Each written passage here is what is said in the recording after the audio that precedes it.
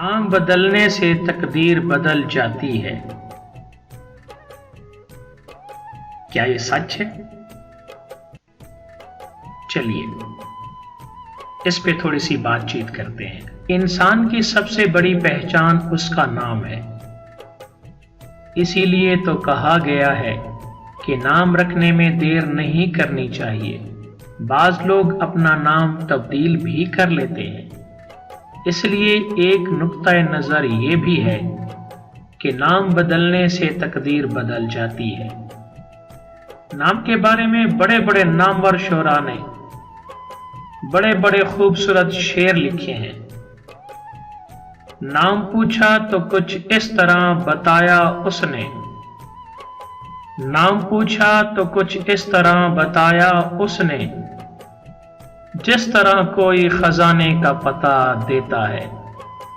जब कह के रियाज उसने सरे बज़्म पुकारा, जब कह के रियाज उसने सरे बज़्म पुकारा, बन बन के कई लोग मेरे नाम के उठे। दावर हश्र मेरा नामाए आमाल न पूछ, दावर हश्र मेरा नामाए आमाल न पूछ। इसमें कुछ पर्दा नशीनों के भी नाम आते हैं। खत लिखेंगे गरचा मतलब कुछ ना हो, खत लिखेंगे गरचा मतलब कुछ ना हो, हम तो आशिक हैं तुम्हारे नाम। जिस तरह बाज खतूत बेमानी लिखे जाते हैं, इसी तरह बाज नामों का भी कुछ मतलब नहीं होता, सिर्फ लफ्ज की सूती ज़िबाइश पेश नजर होती है। इसलिए कई ऐसे नामवर भी मिलते हैं जिनको अपने नाम के मफ़हूम से कतई कोई आगाही नहीं होती। जिस चीज का वजूद है उसका नाम भी है, सिवाय दो चीजों के। एक तो मशहूर परिंदा हुम्मा है कि नाम तो रखता है लेकिन मौजूद नहीं, और दूसरा इस्म जिसका कोई मुसम्मी नहीं, और हर इदारे के हर दफ्तर में इसका वजूद फर्ज कर लिया गया है। इस हस्ती नामौजूद को डीलिंग क्लर्क के नाम से पुकारते हैं। एक बड़े मुअतबर अदबी हवाले से ये भी सुनने में आया है कि नाम में क्या रखा है। ना भाई ना, नामों में बहुत कुछ रखा होता है। नामों के मफाहीम के हवाले से तो पूरी कायनात की सैर हो जाती है। हजरत सुलेमान अलैहिस्सलाम का नाम सुनते ही आदमी हवाई तख्त पर बैठ जाता है और मुल्क सबा तक घूम फिर आता है। हमारे यहाँ कई नामों में बड़े बड़े मज़ाहिर फितरत, निज़ाम शमसी के सियारे और मौसमी असरात तक मौजूद होते हैं। मिसाल के तौर पर फितरत, कुदरत, आफताब, महताब, शफक, नूर, ज़ुहरा, कमर, सहर, बहार, शबनम और शमीम वगैरह। इसी तरह कई एक नामों ने कई एक फूलों, पौधों और दरख्तों को अपनी लपेट में ले रखा है। सर्द, सनोबर, शमशाद और हिना इसी कबील के नाम हैं। बागों और फूलों से तो इस ज़मान में इतना इस्तेफादा किया गया है कि जिसका अहाता मुमकिन नहीं। मसलन गुलजार, गुले अंदाम, गुलफाम, लालाए रुख, रियाज, बोस्तान, گل بدن، بیگم، نرگس، سنبل، نسرین، یاسمین اور نیلوفر وغیرہ۔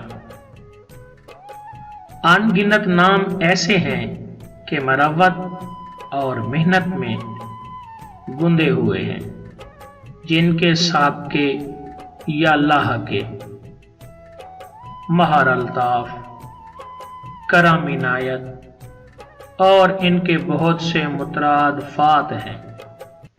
ایسے ناموں میں جمال ہی جمال پایا جاتا ہے۔ بعض ناموں سے ہر درجہ کی کثر نفسی ٹپکتی ہے۔ مثال کے طور پر سائل فقیر، درویش، مسکین اور حلیم وغیرہ۔ کئی نام ایسے پرندوں اور حیوانوں سے ماخوذ ہیں جن میں بڑا جلال و جبروت پایا جاتا ہے اور بہادری اور شجاعت کا اظہار ہوتا ہے۔ شاہین، شہباز، زیغم، اسد اور شیر اسی ڈیل میں آتے ہیں۔ ابن انشا کلمی نام ہے۔ اس کا اصلی نام کچھ اور تھا جس کا ذکر اس نے کبھی مناسب نہیں سمجھا، اس لیے کہ اس کے بقول اس کے اصلی نام میں ایک چوپائے کا نام شامل ہے۔ میرا خیال ہے کہ اب اس راز سے پردہ اٹھا دینا چاہیے کہ وہ چوپایا یہی جنگل کا بادشاہ ہے۔ اسی طرح کئی نام ایسے ہیں جن میں اسلحے سے استفادہ کیا جاتا ہے، جیسے تیخ علی، سیف الدین اور شمشیر حسین وغیرہ۔ ایسے ناموں کے سلسلے میں مجھے یہ خیال آیا کہ پرانا اسلحہ تو اب صرف گھروں اور عجائب گھروں کی زینت ہو کر رہ گیا ہے اور میدان جنگ میں استعمال ہونے کی بجائے صرف ڈرائنگ رومز کی آرائش کے کام آتا ہے۔ لہذا متروک اسلحے کی بجائے اس جدید دور میں جدید اسلحے کی مدد سے جدید نام ایجاد ہونے چاہیے اور موجودہ آلات حرب و ضرب سے استفادہ کرنے کی اشد ضرورت ہے۔ معمولی غور و فکر سے جو چند ایک نام میرے ذہن میں آتے ہیں وہ میں آپ کے گوش گزار کرنا چاہتا ہوں۔ ممکن ہے کہ وہ ان ناموں سے انسپائر ہو کر ان سے بہتر نام تجویز کر سکیں۔ میری یہ کوشش تو بس ابتدائی کوشش ہے۔ گولی کی رعایت سے بلٹ النساء بیگم مجھے بڑا موزوں نام محسوس ہوا۔